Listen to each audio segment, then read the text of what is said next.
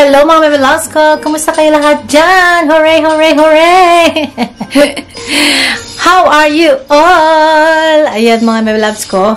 For today's video, I'm going to share it with you yung ating gold collections. So, siguro mamaya ng konti. Kasi magluluto muna tayo guys ng ating brunch because nagpa-fasting tayo. I'm doing my fasting, so I'm starting eating. Start my first meal of the day. The latest, it's, ano oras na? The latest, 12 o'clock. Yun guys. But, magko-coffee na tayo ng around 11. So, fasting tayo until 11 a.m.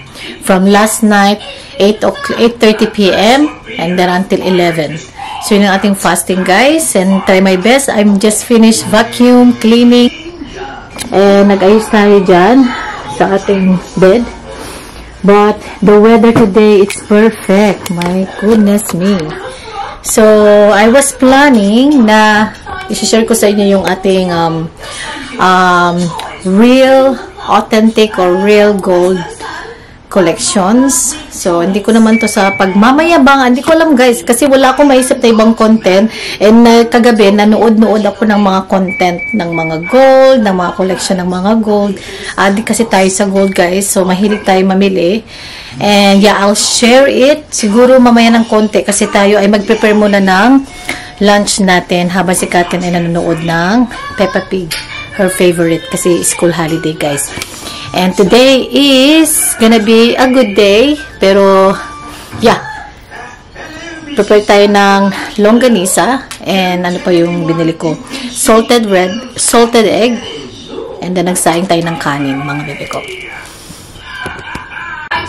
Alright. Let's drink coffee, coffee, coffee. Coffee, coffee, coffee. Coffee, coffee, coffee. Guys, ito yung ating brunch for today. Ang pork longganisa garlic. Try natin ito kung masarap kay ate. Kasi yung last time na binili ko sa kanya, hindi ko nagustuhan yun. Pero masarap naman, pero hindi ko siya masyado nagustuhan. And cooked salted duck egg. Yummy, yummy, yummy. Exotic food ng Philippine. Food.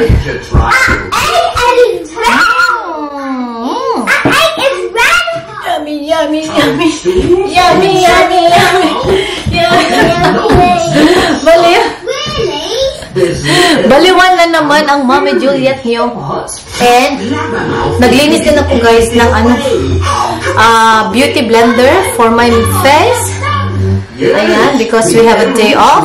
So, sulitin natin mag-ano ng bahay. Pakulo natin and then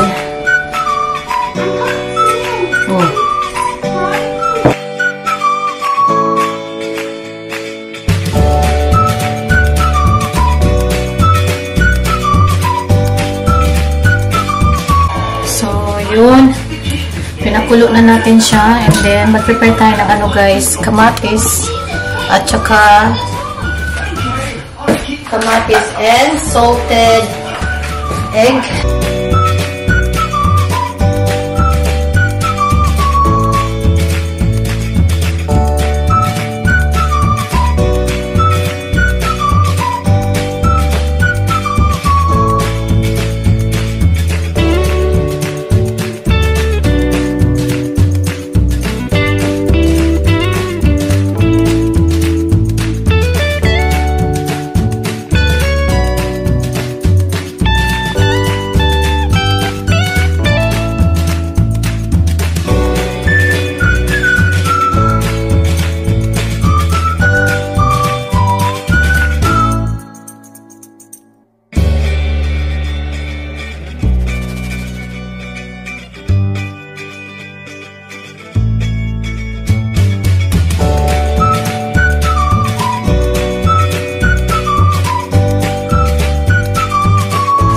Diba guys? So, yummy salad ng salted red egg with tomato.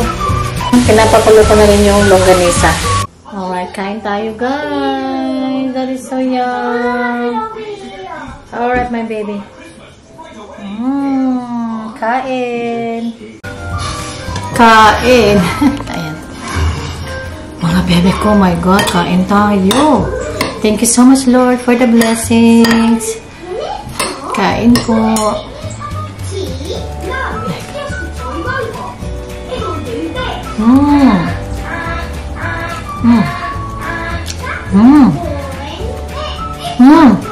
Yung red egg, grabe. In fairness, ang sarap niya. Tapos, mabango. Mabango siya. Wow. Perfect brunch. I'm so hungry. I didn't have like breakfast. Hindi naman talaga kasi ako nagbe-breakfast, guys. Kaya parang fasting na siya na hinintay ko hanggang magtanghalian. Para din namin sana na lang yung kain. And then, dinner, mga 6:30 or 7. So, ayun, kain tayo. I'm using my finger. Longganisa naman, guys. That's so good. Alright. So, nagbago yung isip natin. Hindi na muna ako mag-share ng jewelry collection. Kasi, meron tayong hinihintay, mga bebe ko na paparating. So, medyo hintayin natin yun para minsanan na lang siya. Kasi gagawin ko is like jewelry collection. Like my entire jewelry collection, i-share ko sa inyo. Kung sino man ang interested, mag-comment kayo sa baba, guys. Pero ayoko kasi maka-offend ng tao. Kasi baka minsan iisipin nila nangyayabang or may mga ganun kasi, guys. Kaya minsan sensitive. Kaya minsan ayaw ko mag-share ng mga ganung bagay. Kasi hindi natin alam yung mga iniisip ng ibang tao. So, yun. So, most probably talaga ay hindi ko siya ma-share for the meantime. Hintayin na lang natin muna yung paparating bago tayo pag-share. So, yun lang, guys. Yun lang. Pero, kakapanood ko na naman kasi ng jewelry collection and nakaka-addict siyang manood, guys. And then, nai-inspire ka na mag-invest no matter how many grams yung lalo na ngayon kasi super uso na yung mga mag-invest ng mga gold. As in, kalat na and kaya naisipan ko, hintayin ko muna yung yung paparating bago ako mag-share, no? Para minsanan. And si Kathleen, nandun siya kay lolo at lola niya. And gusto ko sana mag-nap ng kahit 30 minutes lang sabang nandun siya kasi sobrang pagod tayo, guys. Sabang day off natin. Gusto kong itulog, no? Sabi nga ni Dan, mag-nap ka. So, yun, mag-nap muna tayo ng 30 minutes. Kanina kasi naglinis tayo ng kitchen.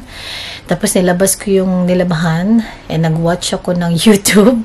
Sa kalimutan ko na kayo, I already had my lunch.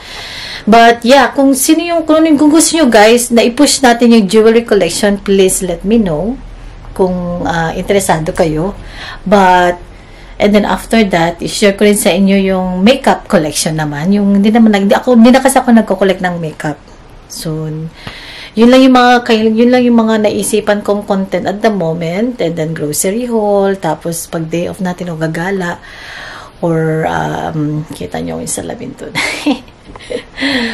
But yes, mga ko, mag-nap muna tayo and then balikan ko kayo mamaya.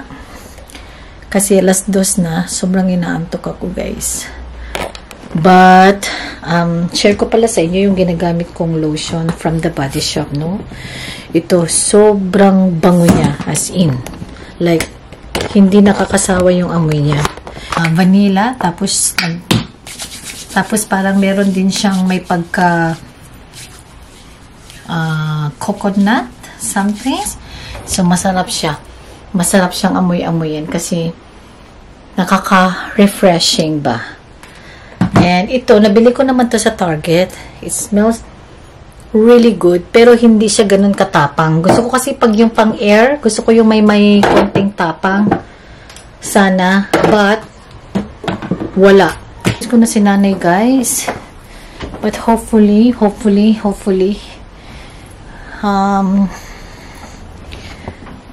kasi this year hindi kami uwi ng Pilipinas eh. We're not going home to the Philippines kasi dito lang muna kami sa Pilipinas. Pag hopefully pag in next year or in 2 years time, Yeah, nakita ko pala siya na umuwi kami. I was nasa Korea ako noon, tapos umuwi ako. Yeah, tama. Nakita ko yung pamangkin ko pala, pero hindi ko na maalala kailan yun. 4 years kami sa Korea, 3 years sa Malaysia. No, 3 years sa Macau. So, I think 7 years, 8 years ago na yata, guys. Hindi ko nakita yung pamangkin ko. 8 years ago or 10 years ago, no? Kalorka, no? Yung ano ko lang ko dito, guys. Nilinis ko lang dito, oh. Kasi magulo. Tapos yung maleta ko pa dyan, hindi ko pa siya nailagay sa, ano pa yan? Hindi ko pa siya nailagay sa shed. Kasi nandyan pa yung damit. Anyway, balikan ko kayo mamaya, mga bebe ko. Okay. Okay, kaligo lang natin, guys. And mag-alas 8 na ng gabi. So, I decided na have a good wash. Kasi, hindi ko siya, yung buhok ko, hindi ko siya, wash ng everyday. Like, maybe every 4 days or once a week kung sinashampoo. Maybe less than a week. Like, you know, every 4 days. Kasi, syempre, maglalagas. But, yun yung vlog natin for today. And, sorry, nakapantulong na tayo, mga bebe ko. Dami kong mga ano dito, yung mga makeup, like lipstick, like from Dior. And, hindi ko sila nagagamit. Ito, I'm gonna try. Ito, para siyang lip oil na may lip balm. But, with color. Parang fresh lip lang yung looking niya. So, yun. Hindi tayo nakapag-vlog ng maayos for today. And fail yung ating, ano mga bebe ko, yung ating jewelry collections. But, I'm gonna do that on my next videos, sa future videos natin. And grabe, no? July na. August, September, October, November, December. Ilan months na lang, guys. December na naman. And tuwing December, namimiss ko yung pamilya ko sa Pilipinas kasi New Year, last year, dun kami.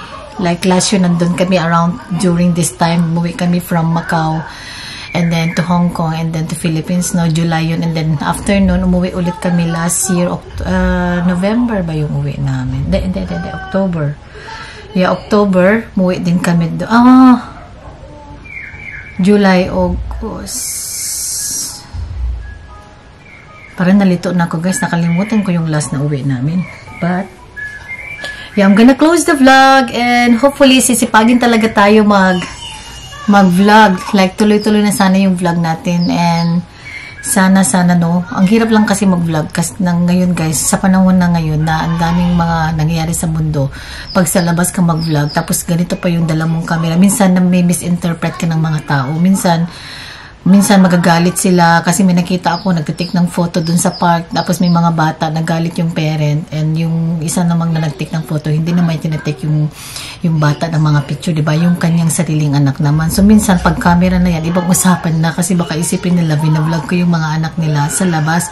So I'm thinking hopefully one day meron akong gustong camera, guys, na bilhin. Like stick lang siya. It's like I think the DJ hindi pa naman siya urgent. Hindi ko naman siya kailangan ngayon na like pag-iipunan or pag talagang kailangan ko na siya or gusto ko na talaga siyang kasi I'm gonna be back on vlogging. So manggagawa tayo ng mga content guys na kahit anong content lang kasi I miss vlogging din, ganyan. And pag mamasyal tayo sa ibang lugar tawag doon, meron tayong memories na balikan pag halimbawa, namasyal tayo sa ibang lugar and then nag-vlog tayo, diba? So, we have something to look back na, galing pala ako dyan ang saya dati. Parang ngayon, guys, yung mga vlog ko sa Macau, Korea, I keep watching them back then. Nakakamiss, no? At least na nagkapag-vlog tayo sa Korea and also in Macau. Yun lang, Malaysia, yung na-miss natin. Hindi tayo nakapag-vlog ng Malaysia. Kasi wala pa nga akong social media that time. Lalo na pag YouTube, wala pa akong alam sa mga ganyan. Anyway, thank you so much for watching, mga baby loves ko. And yun na, yung ating vlog for today. Wala naman ako masyadong i-share sa inyo dito. Like, casing for my phone. Na-share ko na yan sa last vlog ko pero hindi ko pa siya na-upload. But yeah, yung mga nabili ko sa Temu ng mga vlogs, ay ng mga vlog, ng mga phone case. And for last, ano guys, yung Charlotte Tilbury na ito na flawless something, gamit na gamit ko siya and it's almost finished. Magre-repurchase ako dito guys kasi hindi siya foundation parang nakakapag-glow lang siya ng skin, sunscreen lang, and then ito na yung ginagamit ko, and then pressed powder. So in my shade is the medium 4.5 medium moyen yung aking shade dito. Marami pa naman, kaya lang mga dito na lang yan. So gamit na gamit. And then Goryeo Armani foundation, I also really like it during this winter, pero bihira tayo mag foundation guys. Ito lang talaga yung gamit ko, yung brightening nila ng ano. And makeup remover from MAC. Yun. Punong-puno pa siya kasi kasi ako masyado nag-makeup Puro ako moisturizer, sunscreen, pressed powder o yung brightening ko. Setting spray na highly recommend. I really like this one pag nagme-makeup ako ng pang-matagalan. Nagtatagal talaga ito guys. After you have the full-on makeup and then spray mo lang yan. It's very, very nice na. And, meron pa ako yung gustong-gusto guys. Ito, i-share ko sa Bill Abrao. Ayan, binili ko sa Big W. And it was only $3.48 na lang from $29. Nabili ko lang siya ng $3.40. I haven't really tried this kind of eyebrows, like brow applicator. Yung ganito lang siya guys, but I'll share it with you pag we're going somewhere and then i-apply ko to. Meron pa ako dito isang Dior lipstick, Dior Lippy na Dior Addict Stellar Shine naman ito, and punong-puno pa siya guys. Marami pa, ang bango-bango. For moisturizer, to moisturize our lips. Or even this one, like, labas ka na, naka-smoky eye makeup look ka. And for my favorite Rare Beauty na, ano to, Love Blush and Encourage Blush, but I'm using them for my lips as well. So, either my cheek and lip, I always use this too.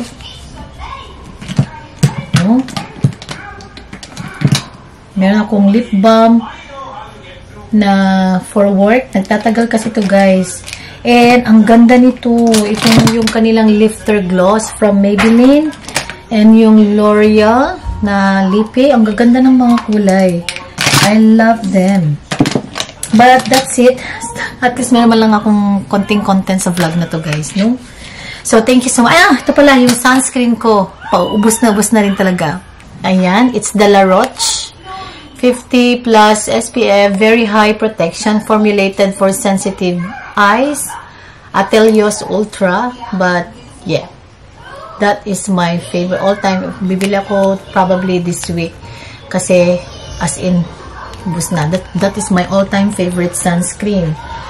Ayan. Alright, and this is the no parabens, tested under dermatological control. And active ingredients. Maganda to guys kasi 50 plus SPF siya, UVB plus UVA antioxidant. That's why I really like this. For my powder, I've been using Maybelline Fit Me. Both of them. Meron ako yung Inglot pressed powder, loose powder, and also I have the Laura Mercier. So gagamitin natin sila soon kasi ito pa ubos na to. Ay, marami pa pala. Marami pa. And then, siguro gamit ko yung Laura Mercier. And for my, ano to guys, yung Benefit Goof Proof Brow Pencil. I really like this one. It's very useful. Maganda kasi yung wand, ay yung ano niya, yung applicator niya, like may pagka-angle. So, madali lang siyang i-form yung eyebrows mo. And, may brush na rin siya. No? So, ayan guys, thank you for listening. Thank you for watching. And yeah, i-edit ko na rin to kaagad para mayroon tayong ulit vlog. Thank you mga bebe ko for watching. Please like, subscribe, and we hope to see you in our next one. Bye. Good night.